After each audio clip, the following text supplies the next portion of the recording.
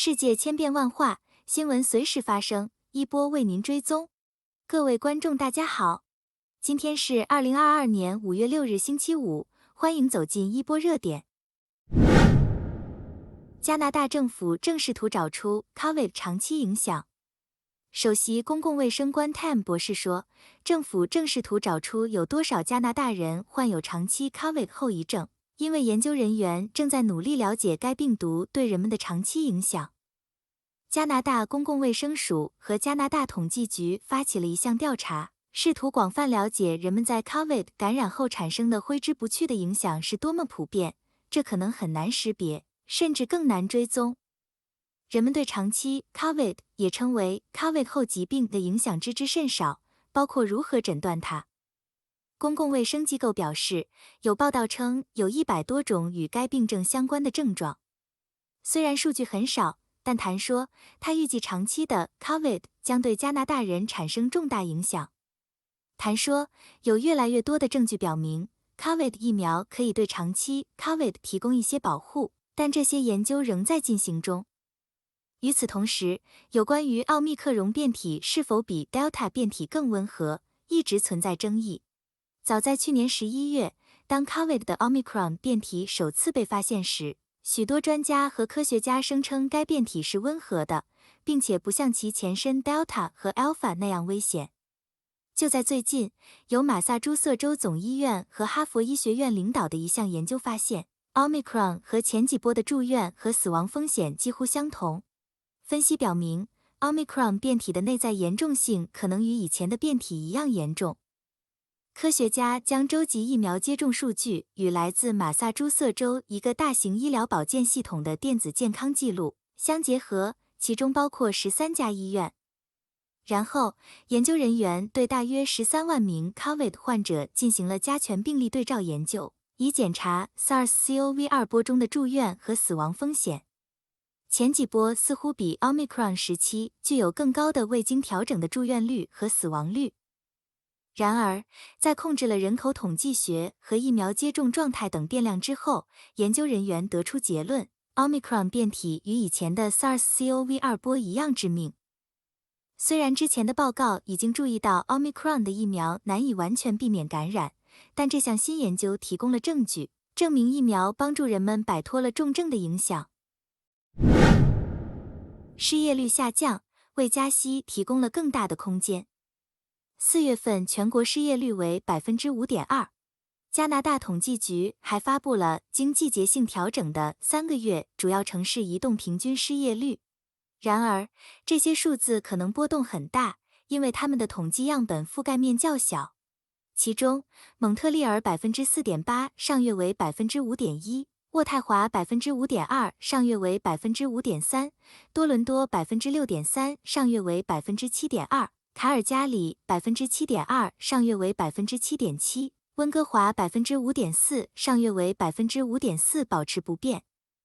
失业率下降，提供了加拿大央行在6月1日下一轮利率审议时再次大幅加息的空间。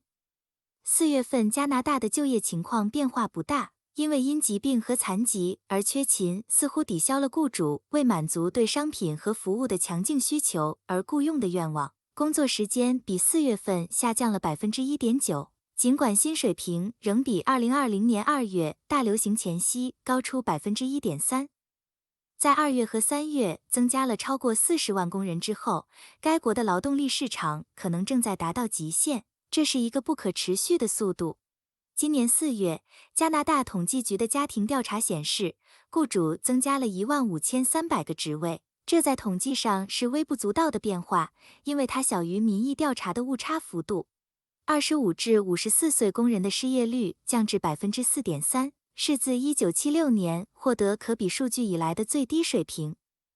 加拿大央行 Bank of Canada 在4月份得出结论，需求超过了供应，导致30多年来最快的通货膨胀。央行在4月份将基准利率上调了0.5个百分点。行长 Tiff Macklem 上个月暗示他和他的副手可能会在6月份再次这样做。目前的政策利率为 1%， 而年初为 0.25%。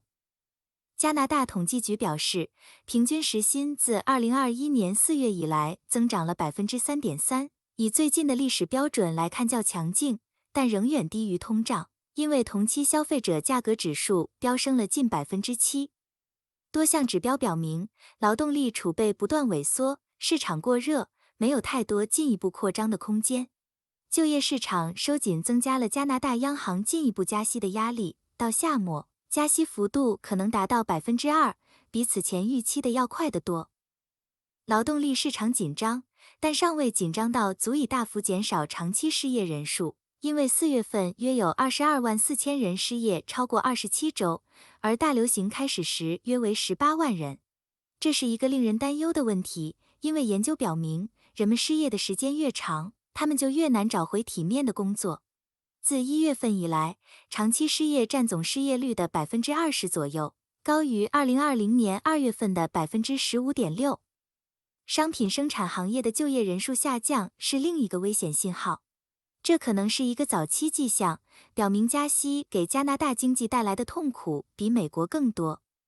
尽管如此，这并不能阻止加拿大央行提高借贷成本，因为预测显示通胀将加速，远远超过 2% 的目标。加央行行长 Malcolm 最近几周一再表示，如果这是缓解价格压力所需要的，他准备将基准利率提高到 3% 以上。加拿大全国汽油价格再创新高。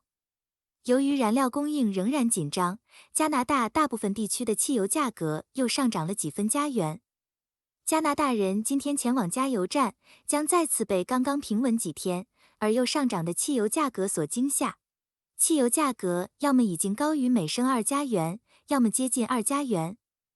据追踪加拿大各地汽油价格的网站 Gas Wizard 称，全国许多城市中心的价格上涨了 0.4 至 0.6加元。在温哥华，普通汽油的价格达到了 2.17 加元。大草原上的价格在过去一天保持不变。去年汽油价格迅速上涨，因俄乌冲突加剧了这一趋势。去年5月，加拿大的平均汽油价格为 1.32 美元。所有加拿大人都受到燃料价格上涨的影响，无论他们是否开车。汽油或柴油的价格上涨，对于运输成本的上升也带来了至关重大的影响。加拿大大部分地区的柴油价格远高于2加元。在纽芬兰省的圣约翰斯，柴油的价格为 2.73 加元。汽油价格上涨是加拿大人预算受到挤压的另一种方式，因为上个月通货膨胀率达到 6.7%， 是近31年来的高点。胜利日会有末日警告吗？俄罗斯将在周一庆祝苏联战胜纳粹德国77周年，将向西方展示俄罗斯的巨大火力，并显示其意志力。俄国防部表示，飞越圣巴希尔大教堂将包括超音速战斗机 Tu-160战略轰炸机，以及自2010年以来首次使用伊尔-80世界末日指挥机。该飞机将在发生核战争时携带俄罗斯的高级官员。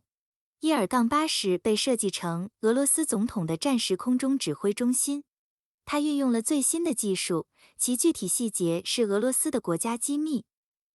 普京总统，这位69岁的克里姆林宫领导人，将乌克兰战争比作1941年希特勒的纳粹入侵时苏联面临的挑战。普京将乌克兰战争描述为一场保护乌克兰境内的俄语使用者免受纳粹迫害的战斗，并防止美国领导的北约扩大对俄罗斯构成的威胁。苏联在第二次世界大战中损失了2700万人，比除中国以外的其他任何国家都多。普京近年来一直在抨击西方试图修改战争历史，以贬低苏联对取得二战胜利所做的牺牲。除了1812年法国皇帝拿破仑·波拿巴的失败之外，纳粹德国的失败是俄罗斯人最受尊敬的军事胜利。尽管来自西方的2次灾难性入侵都使俄罗斯对其边界非常敏感。俄乌冲突已造成数千人死亡，近1000万人流离失所。这也使俄罗斯陷入了西方严厉制裁之下，并引发了人们对俄罗斯与美国之间更广泛对抗的担忧。两国是迄今为止世界上最大的核大国。美国及其盟国已加大对乌克兰的武器供应，普京也面临俄罗斯军方的呼吁，要求对乌克兰释放更大的火力。莫斯科警告西方，其武器和供应线将成为摧毁的目标。在5月9日之前，西方各国首都纷纷猜测，普京正在准备就乌克兰问题发表某种特别声明，也许是直接宣战，甚至是国家动员。克里姆林宫没有回应对于普京在红场上将发表什么样的讲话进行评论的请求。去年，普京抨击了西方例外论以及新纳粹主义和恐俄症的兴起，在解决乌克兰问题时，这一趋势进一步得到了印证。谢谢各位的观看，一波帮您追踪全球热点。如果对您有帮助，欢迎点赞、关注并订阅，下期不见不散哦。